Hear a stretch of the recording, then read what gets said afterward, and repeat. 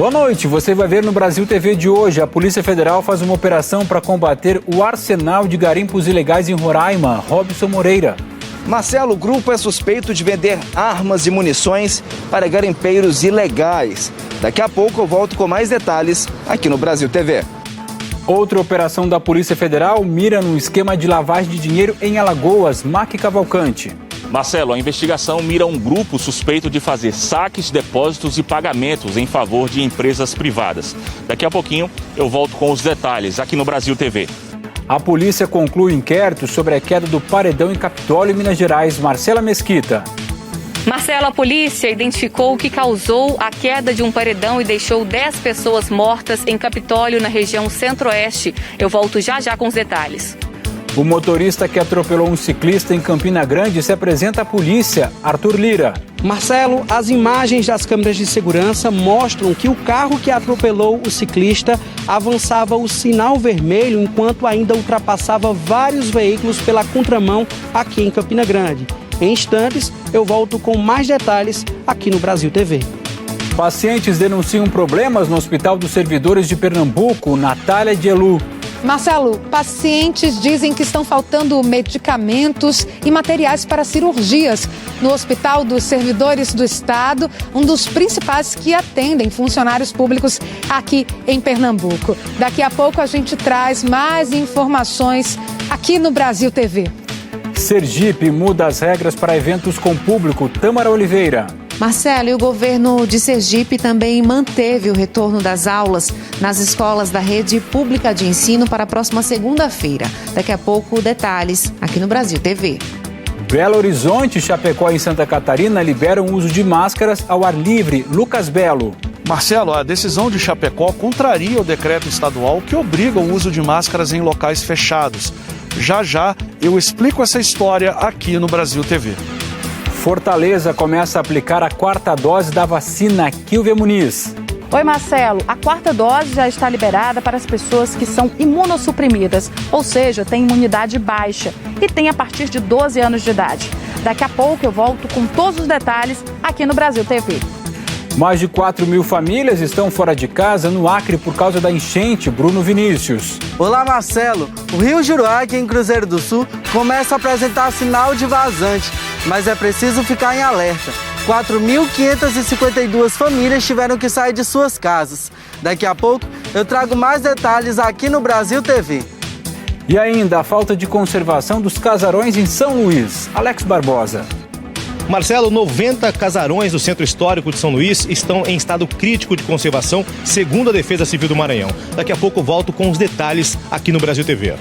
Hoje é sexta-feira, dia 4 de março. O Brasil TV já está no ar.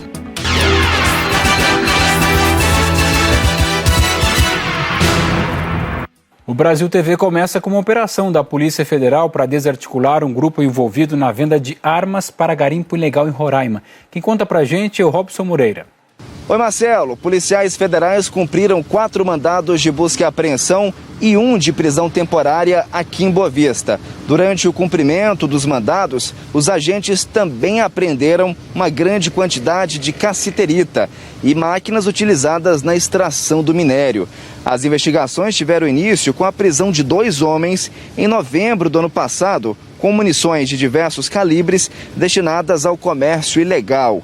O inquérito policial conseguiu identificar mais 5 pessoas que estariam envolvidas no esquema para vender armas e munições a garimpeiros ilegais. Os suspeitos são investigados principalmente pelos crimes de comércio ilegal de armas de fogo e associação criminosa.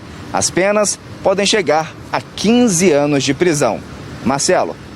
Outra operação da Polícia Federal combateu uma organização criminosa que é suspeita de lavagem de dinheiro em Alagoas. Quem acompanhou essa operação foi o Mark Cavalcante.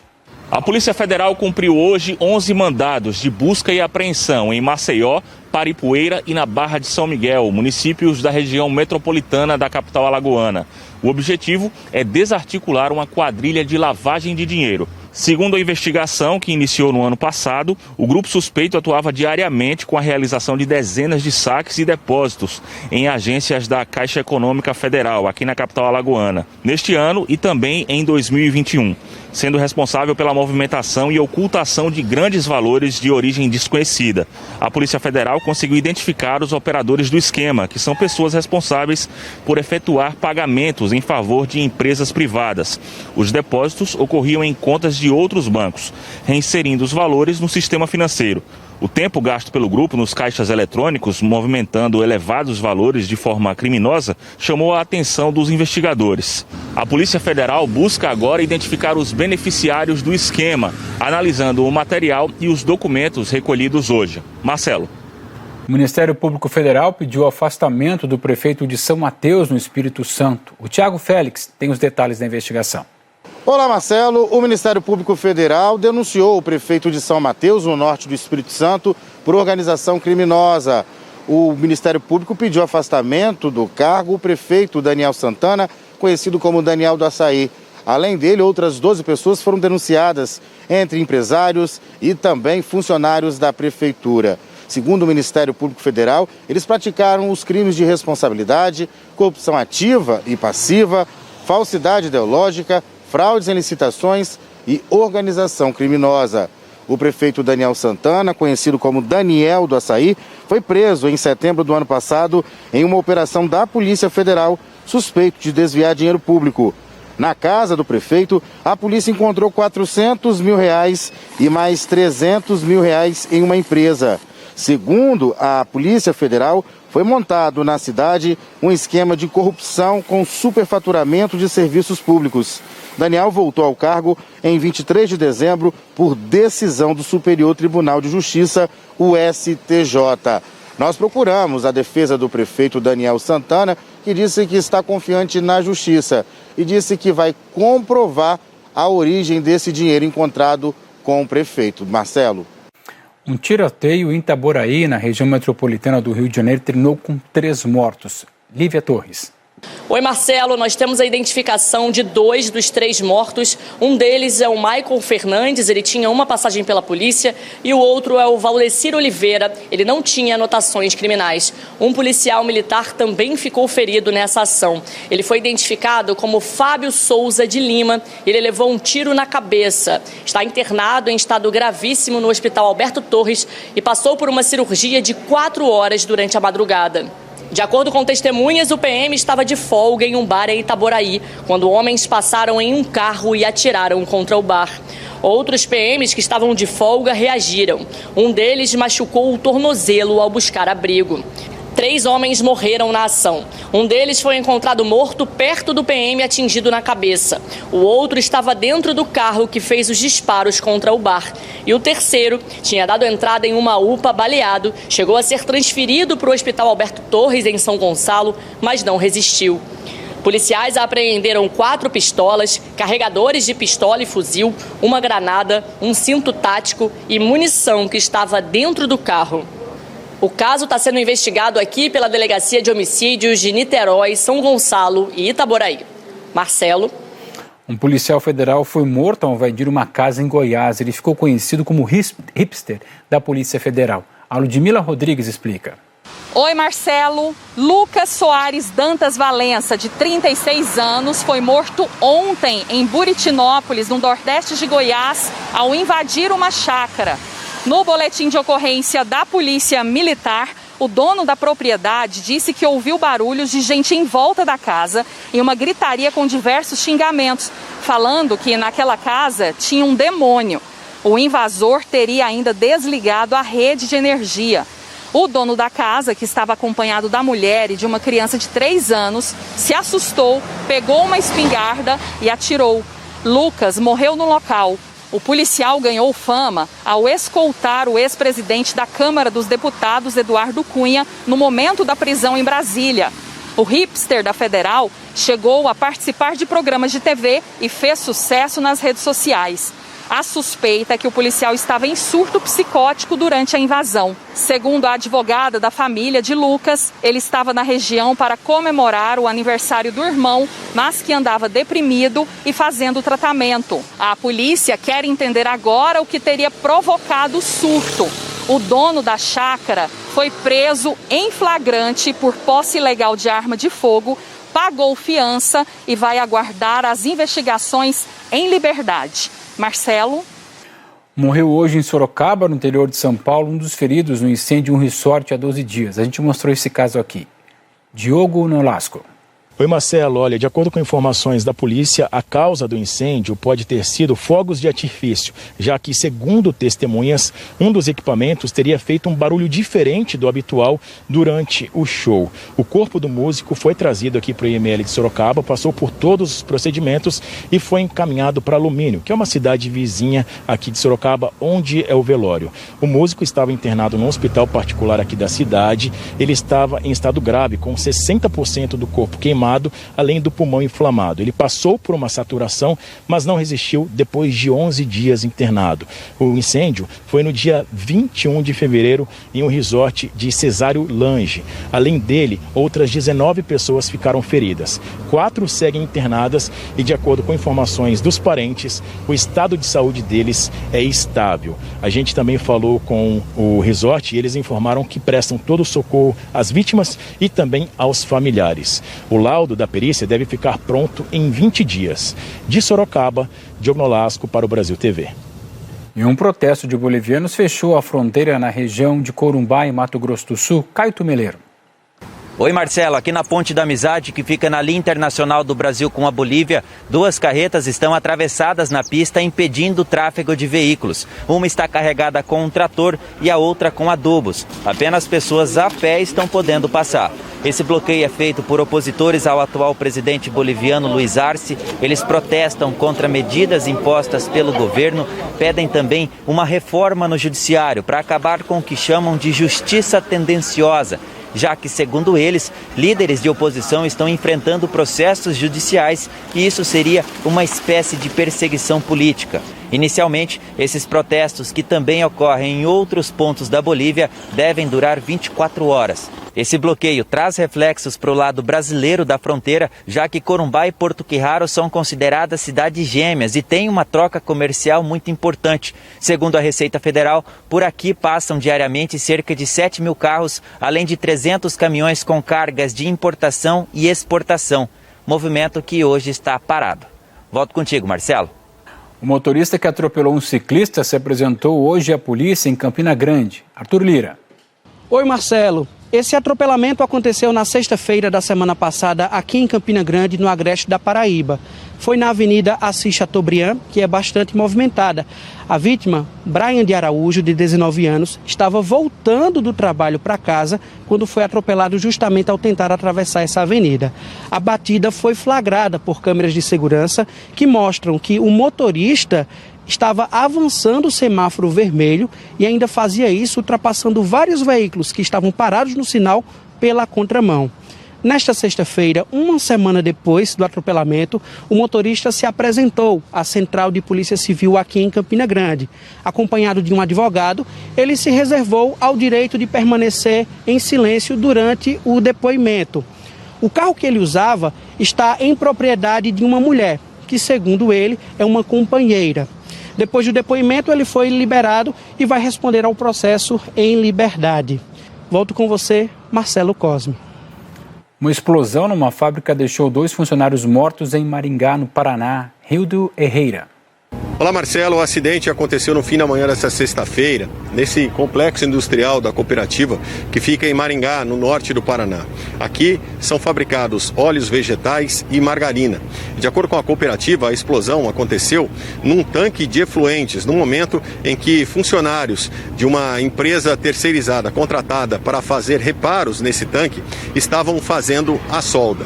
O SAMU e os bombeiros foram chamados, inclusive o helicóptero do SAMU também atendeu a essa ocorrência, mas quando os socorristas chegaram ao local, pouco puderam fazer. Os 2 funcionários, eles acabaram morrendo aqui mesmo no local. De acordo com o médico do SAMU, a explosão foi tão violenta que os funcionários foram arremessados a cerca de 20 metros de distância. A cooperativa não quis enviar um representante para gravar a entrevista, se pronunciou apenas por meio de nota e disse que considerou essa explosão uma fatalidade e que está prestando toda a assistência à família das vítimas. Disse também que está colaborando com as investigações, inclusive abriu um procedimento interno para apurar as causas dessa explosão. A Polícia Civil também está investigando o caso. Volto com você, Marcelo. Um levantamento da Defesa Civil do Maranhão aponta que mais de 90 casarões históricos estão em estado crítico de degradação. Alex Barbosa. O levantamento foi feito pela Defesa Civil do Maranhão e revelou que 7% dos 1.500 casarões históricos que estão na área de tombamento federal estão em estado crítico de degradação.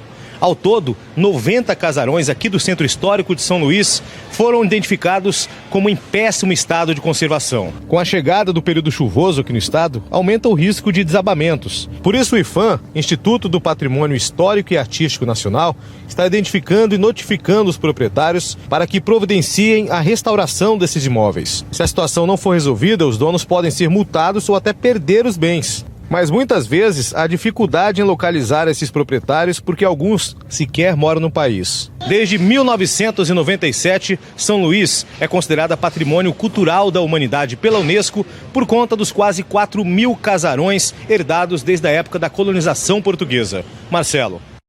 Veja a seguir, Belo Horizonte, Chapecó e Santa Catarina liberam o uso de máscaras ao ar livre. Até já.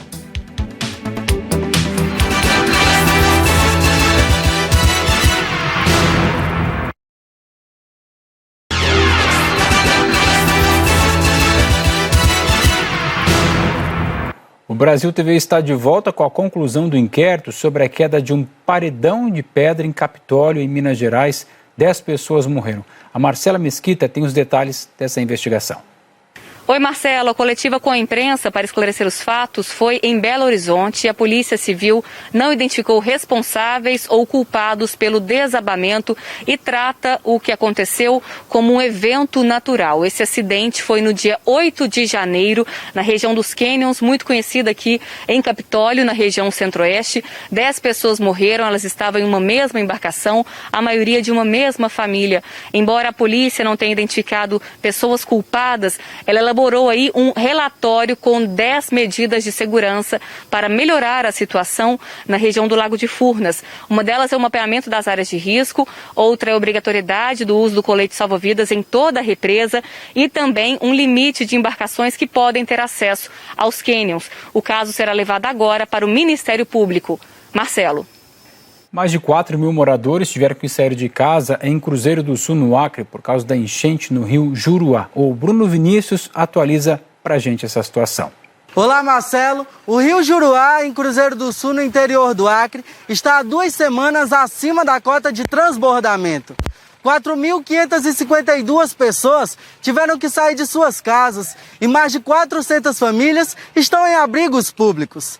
Nesta sexta-feira, o rio começou a apresentar sinal de vazante, mas é preciso que as famílias continuem alerta, porque a previsão da Defesa Civil é que continue chovendo na região até a primeira quinzena do mês de abril, e assim o nível do rio continue oscilando.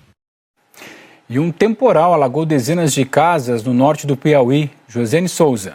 Oi, Marcelo. As fortes chuvas aqui no Piauí deixaram um trecho da PI 110 que liga os municípios de Barras a Miguel Alves, na localidade Formosa, ao norte do estado, com a rodovia parcialmente interditada. A chuva começou ontem por volta de 10 horas da noite e teve uma duração de 4 horas. Foram registrados de 40 a 45 milímetros de chuva nesse período. E isso ocasionou um acúmulo de água em diversos pontos da cidade. De acordo com informações do grupo de voluntários da cidade, cerca de 30 famílias foram atingidas, algumas delas perderam móveis e 2 cadeirantes precisaram de ajuda para sair de casa. O município de Barras registrou ao todo cerca de 92 milímetros de chuva, ou seja, considerado um dos maiores acumulados de ontem para hoje. Marcelo Cosme. A Defesa Civil da Bahia também está em alerta por causa da chuva. Lisboa Júnior. Olá, Marcelo. Olá a todos. A Bahia segue em estado de alerta devido às chuvas que voltaram a cair no estado. Em Simões Filho, região metropolitana de Salvador, um deslizamento de terra deixou 4 feridos na região próxima do centro de abastecimento de alimentos. Em Lauro de Freitas, também na região metropolitana, algumas ruas pareciam rios de tanta água e em alguns bairros, moradores não conseguiram sair de casa. Em Salvador, a preocupação é com os deslizamentos de terra, já que o solo segue encharcado. A terra de uma encosta deslizou e a lama invadiu casas que ficam na região do subúrbio. Apesar do susto, ninguém ficou ferido. Motoristas também enfrentaram pontos de alagamentos.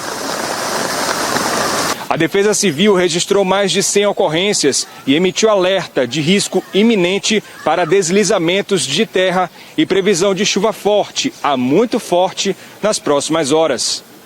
Agora a gente te conta que pacientes denunciam a falta de materiais no Hospital dos Servidores de Pernambuco. Natália Diello.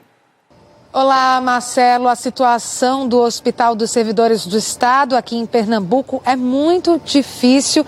O hospital, ele atende funcionários públicos do Estado, tanto os que estão na ativa quanto os aposentados. Essas pessoas têm um desconto mensal na folha salarial, como um plano de saúde, mas estão tendo que enfrentar a falta de insumos básicos. Quem precisa utilizar os serviços do hospital está tendo que se deparar com essa situação. Estão faltando insumos básicos como remédios para dor, para febre, até gás, materiais hospitalares e também anestésicos. O Hospital dos Servidores do Estado aqui em Pernambuco diz que essa é uma questão pontual e que as cirurgias de urgência que não estão podendo ser atendidas agora pelo hospital estão sendo encaminhadas para a rede credenciada.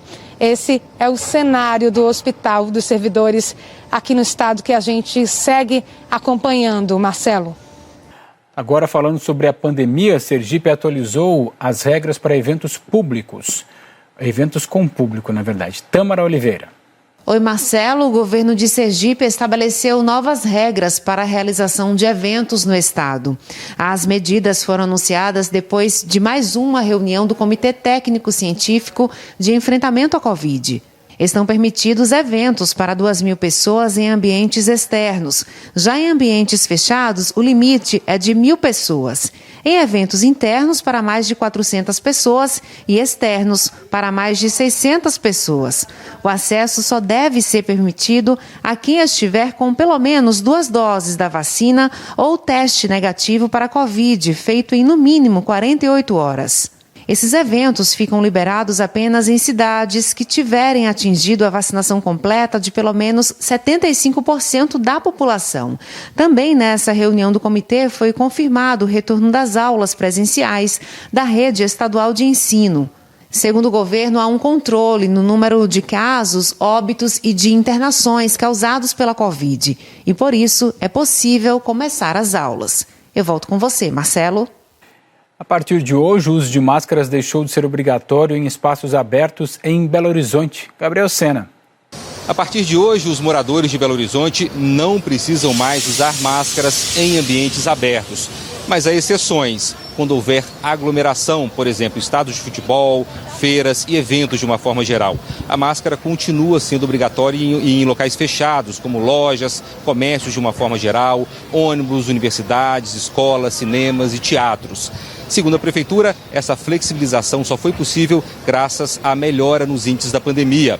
A taxa de transmissão do vírus, por exemplo, caiu bastante, assim como os casos de internação do coronavírus. Ainda segundo a Prefeitura, estudos científicos mostram que em locais abertos a possibilidade de contágio é bem menor. O município também alegou que mais de 80% dos moradores de Belo Horizonte estão completamente vacinados. A Prefeitura de Chapecó, em Santa Catarina, também liberou o uso de máscaras ao ar livre. Lucas Belo. Oi, Marcelo. A Prefeitura de Chapecó, na região oeste de Santa Catarina, tornou facultativo o uso de máscaras em todo o território municipal, tanto em locais abertos quanto fechados, através de um decreto. A exceção é para quem estiver doente ou com suspeita por contaminação pela Covid-19. Entre as alegações da Prefeitura para liberar o uso de máscaras estão as medidas já adotadas por alguns países e o índice de vacinação em Chapecó, que está em torno de 90% da população vacinável já com a segunda dose. O município também deixou claro que pode rever essa medida no futuro, se isso for necessário. Segundo a Secretaria de Saúde aqui de Santa Catarina, a Prefeitura de Chapecó não pode, por conta própria, fazer um decreto liberando o uso das máscaras. E ressalta que os decretos municipais podem ser mais restritivos que o decreto estadual em vigor. Já o Ministério Público afirmou que a 13ª Promotoria de Justiça de Chapecó está acompanhando essa decisão e que já instaurou um processo administrativo. Lucas Belo, para o Brasil TV. Começou hoje a aplicação da 4ª dose da vacina contra a Covid em Fortaleza. Aqui o V. Muniz explica quem vai ser vacinado desta vez. Oi, Marcelo. A expectativa é agendar aproximadamente 2.500 pessoas na capital que sofrem com baixa imunidade. São chamados imunossuprimidos. A gente está falando de pessoas, por exemplo, que enfrentam tratamentos de quimioterapia para combate ao câncer, são transplantados de alguns órgãos, pessoas que vivem com HIV/AIDS ou que têm doenças autoinflamatórias. É preciso cumprir o intervalo mínimo de 4 meses para a 3ª dose e assim receber o reforço. Essa liberação aconteceu para quem tem entre 18 e 59 anos desde dezembro. E no mês passado, os adolescentes também foram contemplados.